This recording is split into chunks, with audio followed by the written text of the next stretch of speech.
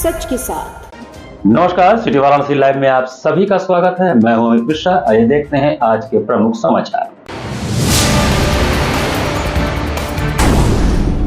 Varanasi airport पर hub and spoke model की हुई शुरुआत। केंद्रीय मंत्री राममोहन नायडू ने किया उद्घाटन। निर्जला एकादशी पर बाबा विश्वनाथ के जलाभिषेक हेतु दशाश्वमेध घाट से निकाली गई कलश यात्रा। मुहर्रम की 9 तारीख की मगरिब की अजान के बाद इमाम चौक बैठाया गया ताजिए जियारत के लिए। इमाम चौकों पर जायरीनों का उमड़ा हुजूम। और साइबर क्राइम थाना पुलिस ने ऑनलाइन माध्यम से जुआ और सट्टे का कारोबार संचालित करने वाले गिरोह का किया पर्दाफाश, 2 गिरफ्तार। और अब समाचार विस्तार से। निर्जला एकादशी के पावन अवसर पर राजेंद्र प्रसाद घाट से श्री काशी विश्वनाथ धाम तक भव्य कलश यात्रा निकाली गई। निर्जला एकादशी के पावन अवसर पर गुरुवार को राजेंद्र प्रसाद घाट से श्री काशी विश्वनाथ की भव्य वार्षिक कलश यात्रा उत्साह के साथ निकाली गई। हर हर महादेव के जयघोष के बीच निकली यात्रा में बड़ी संख्या में श्रद्धालुओं ने भाग लिया और बाबा विश्वनाथ का जलाभिषेक कर राष्ट्र के सुख, समृद्धि और कल्याण की कामना की। कलश यात्रा में झेलम, चिनाब, रावी, गोदावरी, व्यास सहित काशी, हरिद्वार और ऋषिकेश के गंगा जल से भरे 11 रजत कलश विशेष आकर्षण का केंद्र रहे। इसके अलावा श्रद्धालु दूध, बेलपत्र और पूजन सामग्री से सुसज्जित 1008 कलश सिर पर लेकर यात्रा में शामिल हुए। वैदिक मंत्रोच्चार के बीच राजेंद्र प्रसाद घाट पर कलश पूजन और मां गंगा की आरती के बाद यात्रा दशाश्वमेध, गोदोलिया, हौज कटोरा, बांसवाटक और ज्ञानवापी मार्ग से होते हुए श्री काशी विश्वनाथ धाम पहुंची। धाम में श्रद्धालुओं ने 1008 कलशों के पवित्र जल से बाबा विश्वनाथ के ज्योतिर्लिंग का अभिषेक किया। यात्रा में पीएसी बैंड, नंदी पर सवार, शिव पार्वती की झांकी, शंखवादक, डमरू दल और पीली साड़ी में सिर पर कलश धारण किए महिलाओं ने धार्मिक वातावरण को और भव्य बना दिया। मार्ग में विभिन्न सामाजिक संगठनों ने श्रद्धालुओं पर पुष्प वर्षा कर स्वागत किया तथा शीतल जल, शरबत और अमरस का वितरण किया। सुप्रभातम के तत्वावधान में आयोजित इस यात्रा में श्री काशी, कांची, कामकोटी मठ, हिंदू युवा वाहिनी, मारवाड़ी समाज, श्री श्याम मंडल, माहेश्वरी समाज, खत्री हितकारिणी सभा और किशोरवानी वैश्य समाज सहित विभिन्न सामाजिक एवं धार्मिक संगठनों के लोग शामिल रहे। कार्यक्रम संयोजक निधिदेव अग्रवाल ने बताया कि शंकराचार्य की प्रेरणा से वर्ष 1999 में शुरू हुई यह वार्षिक कलश यात्रा आज काशी की प्रमुख धार्मिक परंपराओं में शामिल हो चुकी है। इस कलश यात्रा का उद्देश्य 12 ज्योतिर्लिंगों को आपस में जोड़कर अपनी संस्कृति का आदान प्रदान एवं देश की एकता को मजबूत करना है। अब तक सभी ज्योतिर्लिंगों के अध्यक्ष और प्रधान पुजारी एवं अन्य विशिष्टजन कलश यात्रा में सहभागिता करके कलश यात्रा को महिमा मंडित कर चुके हैं। और वहाँ बाबा का जलाभिषेक करेगी सभी काशीवासी पूरे उत्साह के साथ और आने वाले भविष्य की प्रगति और हरियाली के लिए और विश्व में व्याप्त अशांति को शांति के लिए बाबा से आज प्रार्थना करेंगे। विश्व में जो अशांति व्याप्त हो गई है उसमें शांति का वातावरण बने और हमारे भारतवर्ष में खुशियाँ और हरियाली आए, सभी का जीवन सुखमय हो। ये वर्षों पुरानी परंपरा है। काशी विश्वनाथ कलश यात्रा का शुभारंभ राजेंद्र प्रसाद घाट से होकर के बाबा विश्वनाथ जी के पावन धाम तक जाता है और ये अलौकिक कलश यात्रा है जिसमें सुबह सुबह में आप देखते हैं समस्त काशीवासी इसमें सम्मिलित होते हैं और श्रद्धा भाव से इसमें सहभागिता दर्ज कराते हैं। गुरुवार को मुहर्रम की 9 तारीख की मगरिब की अजान होने के बाद विभिन्न इमाम चौकों पर इमाम हुसैन का ताजिया बैठाया गया। गुरुवार को मुहर्रम की 9 तारीख की मगरिब की अजान होने के बाद इमाम चौक पर इमाम हुसैन का ताजिया बैठा दिया गया। इसी क्रम में रांगे की ताजिया, बुर्राक की ताजिया और नगीने की ताजिया पर अकीदतमंदों की भीड़ उमड़ी। वहीं दोशीपुरा स्थित मोटे शाबान के ताजिए पर ज़ायरीन उमड़े। यहाँ रात भर शबेदारी होगी। वहीं काशी की प्रसिद्ध नगीने की ताजिया भी बाहर निकालकर इमाम चौक पर रखी गई। इस दौरान फिजा में इमाम हुसैन की सदा गूंजती रही। अब इमाम चौक पर ज़ायरीन जियारत के लिए पहुंच रहे हैं। ताजिए रात भर इमाम चौक पर रखे जाएंगे। इसके बाद 10 मुहर्रम शुक्रवार को उठाकर करबला ले जाए जाएंगे और वहां दफन किए जाएंगे। इसी क्रम में काशी की प्रसिद्ध नगीने की ताजिया भी छित्तनपुरा स्थित इमाम चौक पर बैठाई गई। बता दें कि ताजिया इमाम हुसैन के करबला स्थित मकबरे का प्रतीकात्मक स्ट्रक्चर या नकली मॉडल माना जाता है। इसे कागज, बांस, लकड़ी, धातु और अन्य सजावटी चीज़ों से तैयार किया जाता है। ताजिया को खासतौर पर मुहर्रम के लिए बनाया जाता है। आमतौर पर ताजिया मुहर्रम की पहली तारीख से पहले या शुरुआती दिनों में घरों, इमामबाड़ों और अजाखानों में लाया जाता है। इसके बाद 10वीं मुहर्रम यानी यौम आशूरा के दिन इसे दफन किया जाता है या तय स्थान तक ले जाया जाता है। दोशीपुरा पेवाड़ा बारहदरी की ऐतिहासिक ताजिया मोटे शाबान की ताजिया न केवल वाराणसी बल्कि पूरे पूर्वांचल की सबसे पुरानी ताजियाओं में शुमार है और इमाम चौक पर रखी जाने वाली पहली ताजिया मानी जाती है। ताजिया की विशेषता इसकी बारीक शीशे की नक्काशी है। इसे ईरानी एवं मुगल कला शैली के आधार पर तैयार किया गया है। भव्य स्वरूप वाली इस ताजिया का वजन लगभग 10 टन बताया जाता है। ताजिया को उठाने और स्थापित करने में करीब 100 लोग जुटते हैं। दोशीपुरा पेवाड़ा बारादरी के मुतवल्ली गुलजार अली ने बताया कि दुलजना दुलदुल का जुलूस लगभग 36 घंटे तक पूरे बनारस का भ्रमण करता है। जुलूस के दोशीपुरा पहुंचने से पूर्व इस ऐतिहासिक ताजिया को इमाम चौक पर स्थापित किया जाता है, जहां बड़ी संख्या में अकीदतमंद पहुंचकर जियारत करते हैं। मुहर्रम के दिनों में यह ताजिया अपनी ऐतिहासिक विरासत, अनूठी कारीगरी और धार्मिक महत्व के कारण श्रद्धालुओं के बीच विशेष आकर्षण का केंद्र बनी रहती है। हजारों की संख्या में लोग यहां पहुंचकर ताजिया का दीदार करते हैं और हजरत इमाम हुसैन की शहादत को याद करते हैं। शहर की ऐतिहासिक ताजिया परंपराओं के बीच कोयला बाजार स्थित जुगुल टोला की मशहूर घास की ताजिया एक बार फिर आकर्षण का केंद्र बनी हुई है। पिछले लगभग 50 वर्षों से तैयार की जा रही है ताजिया अपनी अनूठी बनावट और पारंपरिक कारीगरी के लिए जानी जाती है। करीब 5 कुंतल वजनी इस ताजिया को तैयार करने में 1 महीने से अधिक समय लगता है। कारीगर बड़ी सावधानी से घास की विशेष डिज़ाइन तैयार करते हैं। ताजिया निर्माण के दौरान घास को सुरक्षित रखने के लिए कीटनाशक का प्रयोग किया जाता है। वहीं धूप और पानी भी निर्धारित समय और मात्रा के अनुसार दिया जाता है, जिससे घास की गुणवत्ता बनी रहे और ताजिया का स्वरूप आकर्षक बना रहे। स्थानीय लोगों के अनुसार घास की ताजिया केवल धार्मिक आस्था का प्रतीक नहीं है, बल्कि यह बनारस की पारंपरिक शिल्पकला और सांस्कृतिक विरासत की भी पहचान है। मुहर्रम के दौरान बड़ी संख्या में लोग इस ताजिया के दीदार के लिए पहुंचते हैं। वाराणसी में घास की ताजिया की परंपरा काफ़ी पुरानी मानी जाती है। शहर के विभिन्न इलाकों में जरी, जाली, नगीना और कुपोरी ताजिया भी बनाई जाती है, लेकिन जुगुल टोला की घास की ताजिया अपने विशेष बनावट के कारण अलग पहचान रखती है। वाराणसी के रोपवे सेवा को लेकर उत्तर प्रदेश सरकार द्वारा किराया दरों की अधिसूचना जारी कर दी गई है। काशीवासियों और पर्यटकों के लिए बड़ी खुशखबरी है। वाराणसी की बहुप्रतीक्षित रोपवे सेवा को लेकर उत्तर प्रदेश सरकार ने किराया दरों की अधिसूचना जारी कर दी है। देश की पहली शहरी सार्वजनिक परिवहन रोपवे परियोजना अब आमजन के लिए किफायती, सुरक्षित और आधुनिक यात्रा का नया विकल्प बनने जा रहा है। अधिसूचना के अनुसार वाराणसी, कैंट, विद्यापीठ, रथ यात्रा, गोदोलिया चौक स्टेशनों के बीच यात्रा के लिए न्यूनतम किराया मात्र 10 रुपये और अधिकतम किराया 50 रुपये निर्धारित किया गया है। कैंट से गोदोलिया तक की पूरी यात्रा केवल 50 रुपये में पूरी होगी, जबकि विद्यापीठ से रथ यात्रा तक का सफर सिर्फ 10 रुपये में तय किया जा सकेगा। काशी स्मार्ट पास धारकों को विशेष राहत मिलेगी। स्थानीय नागरिकों और नियमित यात्रियों को ध्यान में रखते हुए काशी स्मार्ट पास धारकों को किराए में 20% की विशेष छूट दी गई है। इसके तहत कैंट से गोदोलिया तक की यात्रा मात्र 40 रुपये तथा विद्यापीठ से रथ यात्रा तक की यात्रा केवल 8 रुपये में उपलब्ध होगी। यात्रियों के लिए क्लॉक रूम की सुविधा भी होगी। कैंट रोपवे स्टेशन पर क्लॉक रूम की व्यवस्था की गई है।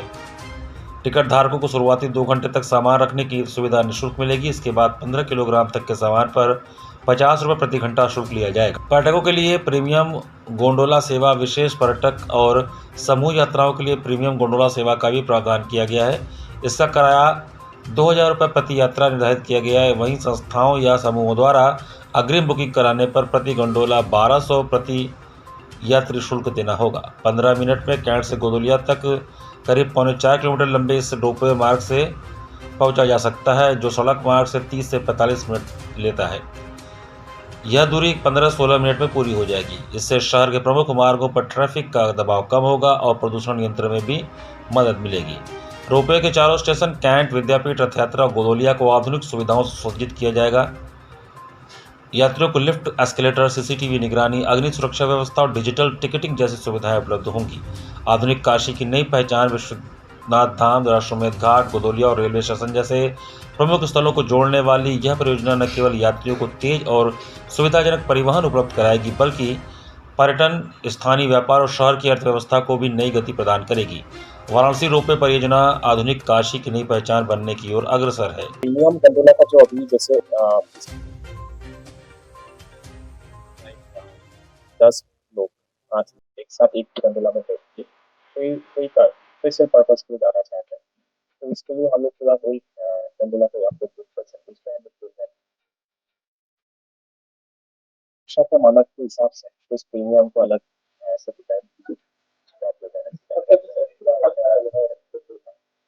जल्दी होगा आप लोग इसका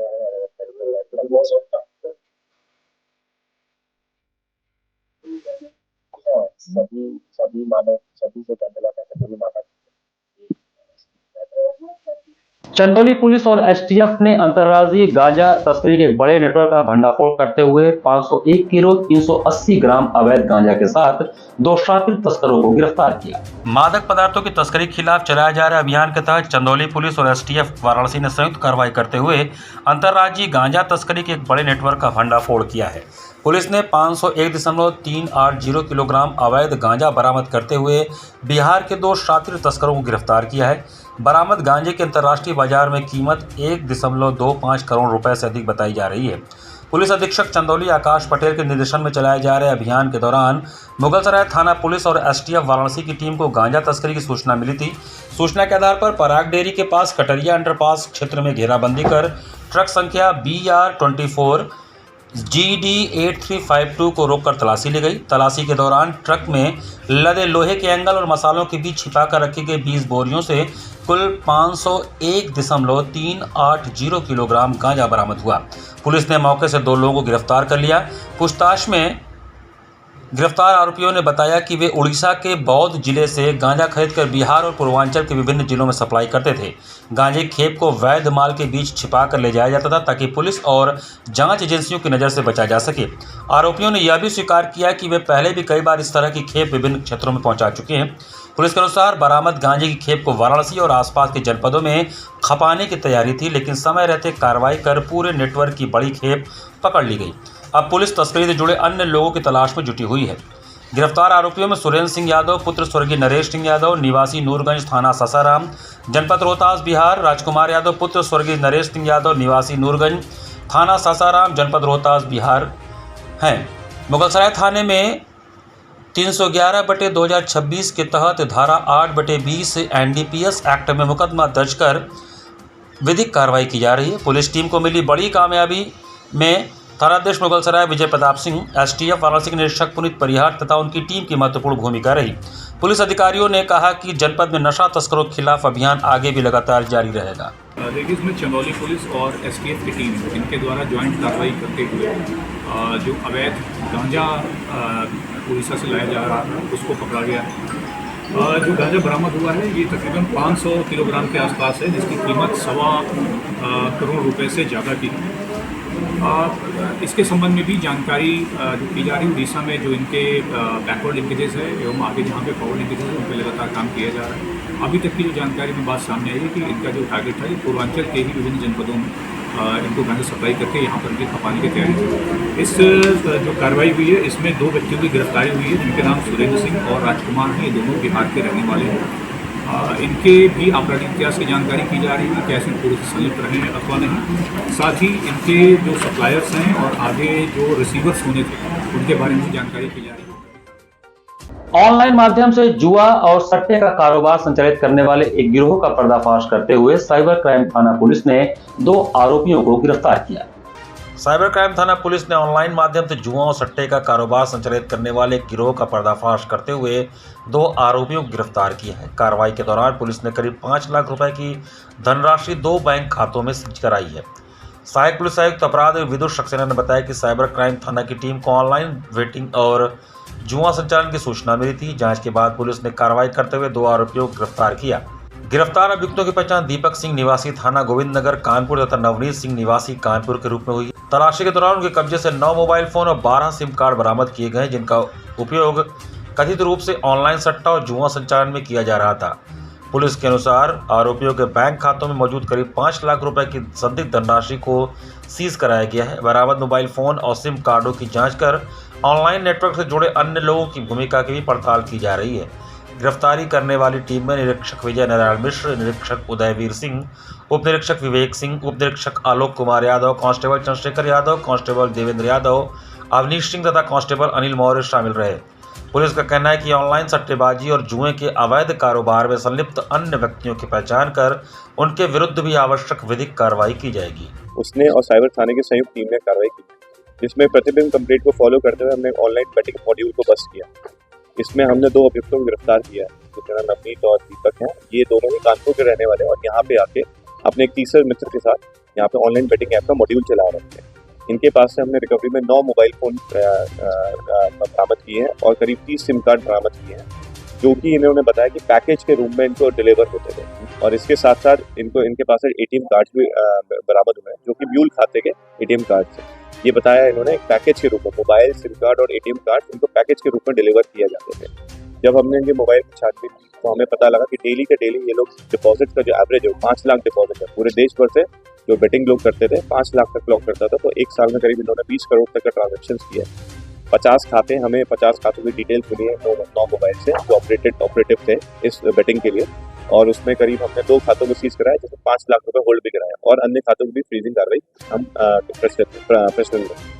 इसके अतिरिक्त मैं ये बताना चाहूँगा कि हमने जो रिकवरी के अतिरिक्त जो भी इनके साथ जो गैंग मेंबर्स हैं उनके खिलाफ भी हम कार्रवाई कड़ी से कड़ी जल्द करवाएंगे। और जो भी ये बेटिंग ऐप्स होती है ये इलीगल है रोग एक्ट के अकॉर्डिंग और गैम्बलिंग एक्ट में ये प्रतिबंधित है। Online gaming money gaming app कहते हैं ये पूर्णतः प्रतिबंधित है और इलीगल है। इसको साइबर अपराधी जो है अपना साइबर अपराध से अर्जित धन को लॉन्डर करने के लिए उपयोग करते हैं। मुगलसराय कोतवाली पुलिस और एसओजी क्राइम ब्रांच ने अंतर्राज्यीय शराब तस्करी के एक बड़े नेटवर्क का पर्दाफाश करते हुए 2 करोड़ 31 लाख रुपए मूल्य की अवैध अंग्रेजी शराब के साथ एक तस्कर को गिरफ्तार किया।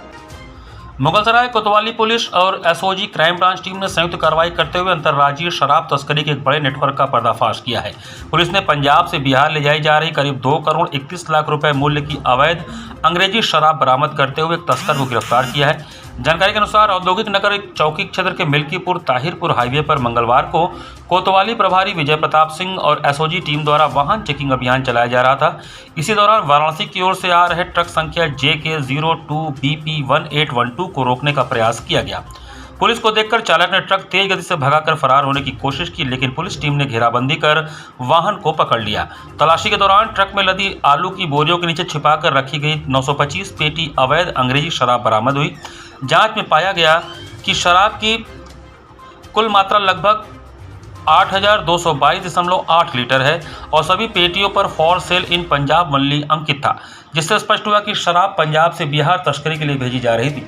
पुलिस ने मौके से ट्रक चालक एवं तस्कर मोहम्मद जबीर 52 वर्षीय पुत्र स्वर्गीय नाजिर हुसैन निवासी आस्ताद मलाह बख्शीनगर जम्मू को गिरफ्तार कर लिया।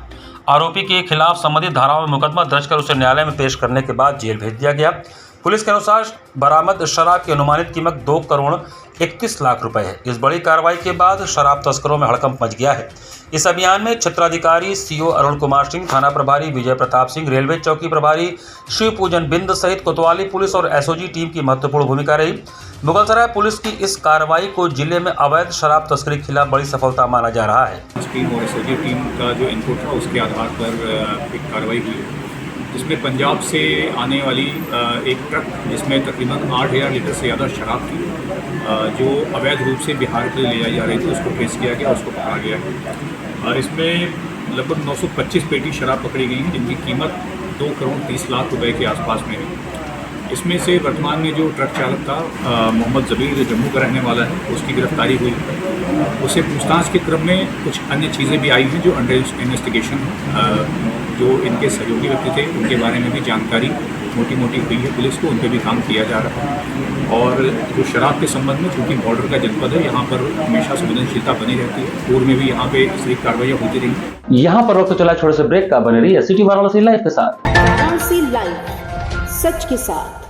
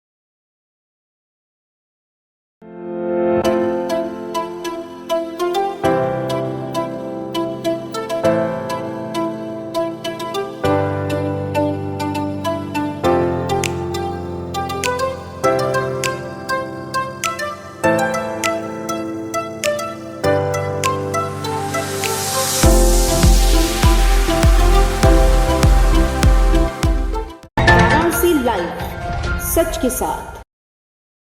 ब्रेक के बाद आपका स्वागत है। बिलरीडीह नहर अलीनगर चंदौली में गुरुवार को अज्ञात युवक का शव मिलने से सनसनी फैल गई। चंदौली के अलीनगर थाना क्षेत्र के बिलारीडीह नहर में गुरुवार को एक अज्ञात युवक का शव मिलने से इलाके में सनसनी फैल गई। स्थानीय ग्रामीणों ने शव को देखकर हत्या की आशंका जताई है। प्रारंभिक जानकारी के अनुसार युवक की उम्र लगभग 35 वर्ष बताई जा रही है। ग्रामीणों के मुताबिक किसी पुलिया के नीचे युवक की गला रेतकर हत्या किए जाने और बाद में शव को नहर में फेंके जाने की आशंका है। शव मिलने की सूचना मिलते ही आसपास के लोगों की भारी भीड़ मौके पर जुट गई। घटना की जानकारी मिलने पर अलीनगर थाना पुलिस तत्काल मौके पर पहुंच कर जांच शुरू कर दी। पुलिस ने शव को कब्जे में लेकर पहचान कराने का प्रयास शुरू कर दिया। साथ ही घटनास्थल के आसपास साक्ष्य जुटाए जा रहे हैं। क्षेत्राधिकारी सीओ अरुण कुमार सिंह ने बताया कि सूचना मिलते ही पुलिस टीम मौके पर पहुंच गई। मामले की गंभीरता से जांच की जा रही है। शव की शिनाख्त और पोस्टमार्टम रिपोर्ट के आधार पर आगे की कार्रवाई की जाएगी। फिलहाल युवक की पहचान नहीं हो सकी है। पुलिस सभी पहलुओं को ध्यान में रखते हुए जांच में जुटी हुई है।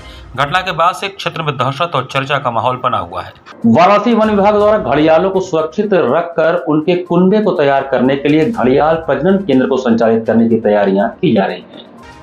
वाराणसी में जब घड़ियालों का कुनबा तैयार किया जाएगा, जी हां, वाराणसी वन विभाग की ओर से नए प्रोजेक्ट की शुरुआत होने जा रही है, जिसके तहत घड़ियालों को सुरक्षित रखा जाएगा। बता दें कि लखनऊ में कुकरेल में घड़ियाल प्रजनन केंद्र है। इसी के तर्ज पर वाराणसी में भी अब इनके प्रजनन का केंद्र संचालित किया जाएगा, जहां पर लगभग 6000 घड़ियालों के कुनबे को तैयार किया जाएगा। इसका बड़ा उद्देश्य घड़ियाल को संरक्षित रखना है। बता दें घड़ियाल एक ऐसा जीव है जिसे स्वच्छता का जीव माना जाता है। यह नदियों को साफ रखने में महत्वपूर्ण भूमिका निभाता है, लेकिन समय के साथ इसकी संख्या कम होती जा रही है। गंगा नदी में पाए जाने वाला यह जीव धीरे धीरे कम हो रहा है। ऐसे में सरकार की ओर से लगातार इनकी संख्या को बढ़ाया जा रहा है और इसी के क्रम में घड़ियाल का प्रजनन केंद्र तैयार होने वाला है, जहां पर उनके बड़े बाड़े बनाए जाएंगे और उनमें घड़ियालों की नई पीढ़ी को सुरक्षित रखा जाएगा। इस बारे में वाराणसी रेंज के वन संरक्षक डॉक्टर रवि कुमार सिंह की माने तो उन्होंने बताया कि वाराणसी डीएफओ के जरिए एक प्रोजेक्ट भारत सरकार द्वारा अनुमोदित कराया गया है, जिसमें घड़ियाल के प्रजनन केंद्र को शुरू किया जाएगा। सरकार की ओर से इसका अनुमोदन मिल गया है। शीघ्र ही हम लोग इस पर काम करेंगे। उन्होंने बताया कि जिस तरीके से लखनऊ के कुकरेल में घड़ियाल का प्रजनन केंद्र है, वैसे ही केंद्र यहाँ भी शुरू किया जाएगा। प्रोजेक्ट अभी शुरुआती दौर में है, जल्द ही इसके साकार रूप में परिवर्तित किया जाएगा। उन्होंने बताया कि अभी हम उनके बाड़ों भूमि के आकार को निर्धारित कर रहे हैं, जल्द ही यह कार्य शुरू हो जाएगा। पता चले केंद्र में लगभग 6000 संख्या में घड़ियालों को सुरक्षित रखा जाएगा।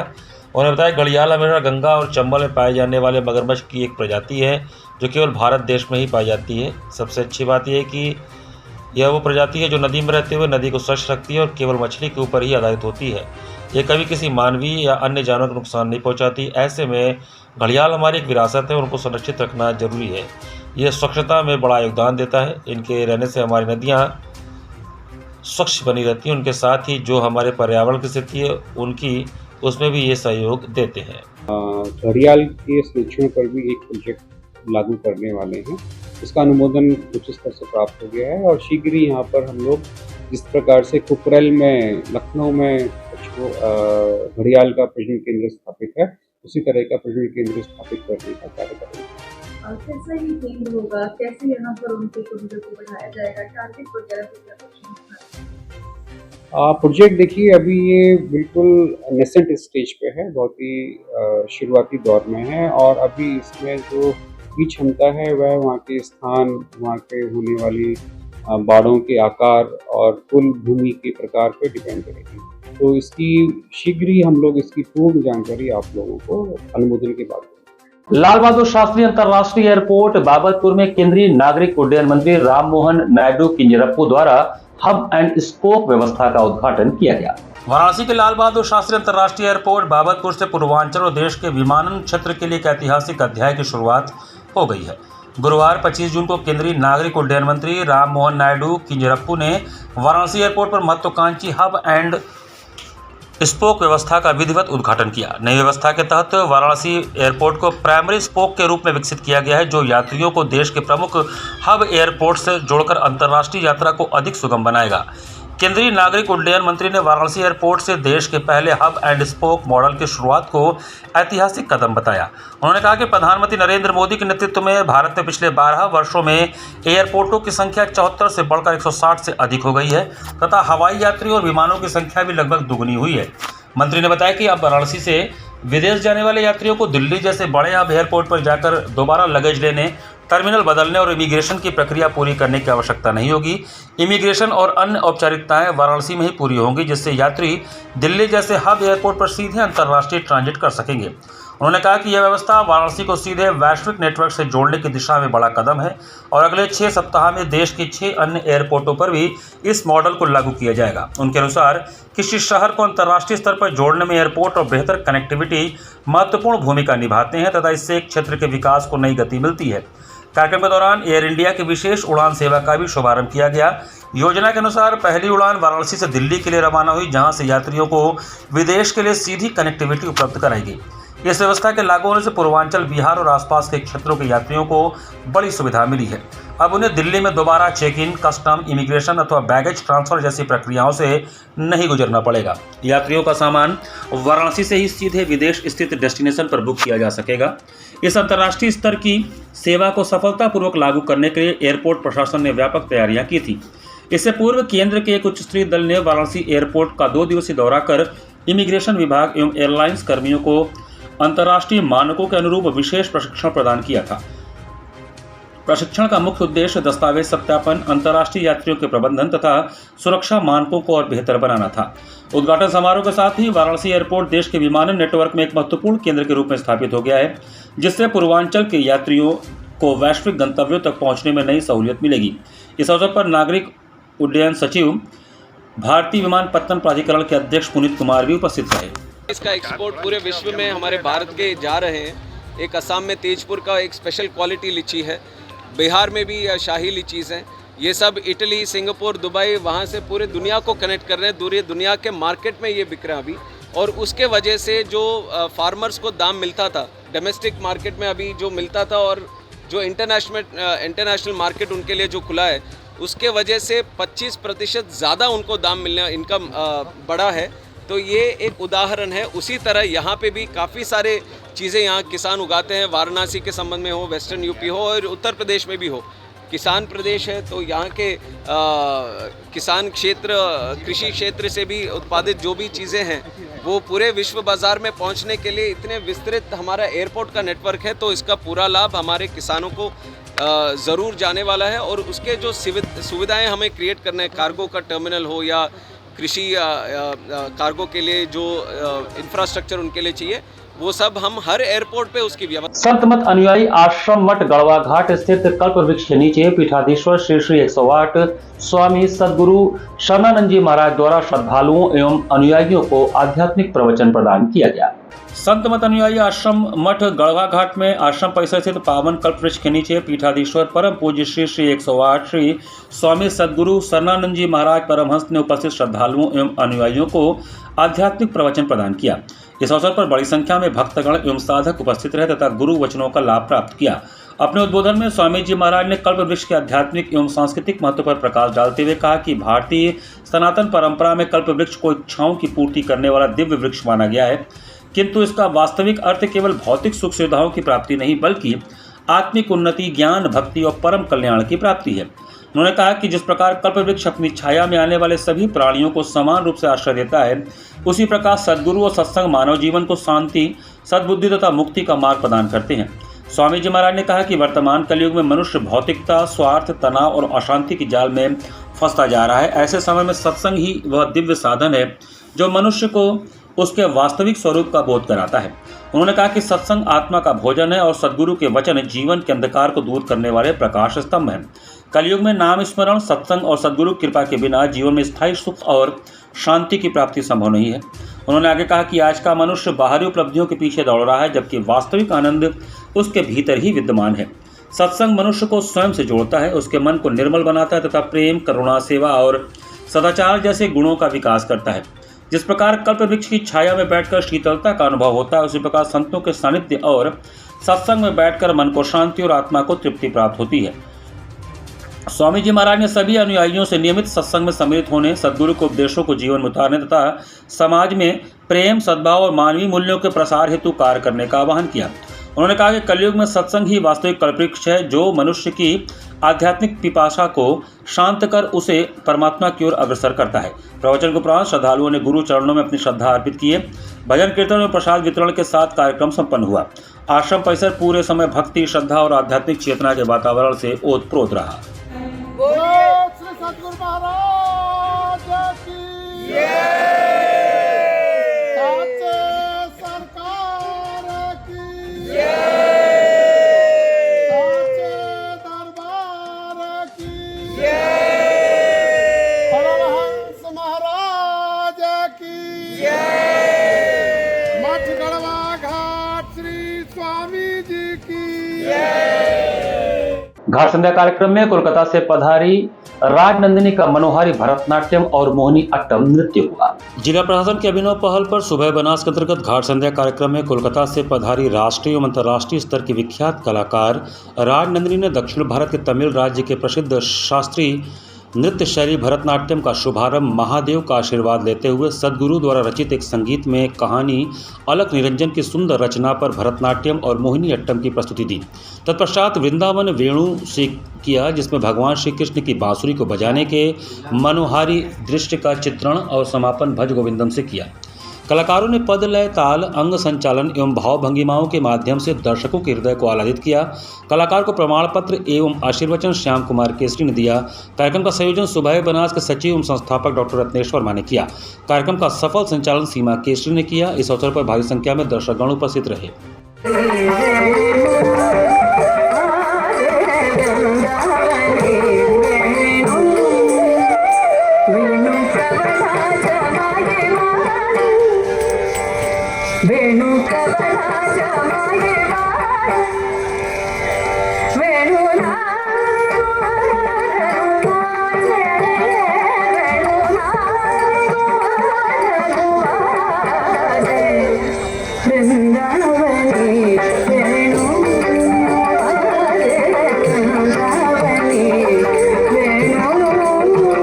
इसी के साथ सिटी वाराणसी लाइव का ये संस्करण हम यही समाप्त करते हैं। मुझे दीजिए आज्ञा। नमस्कार।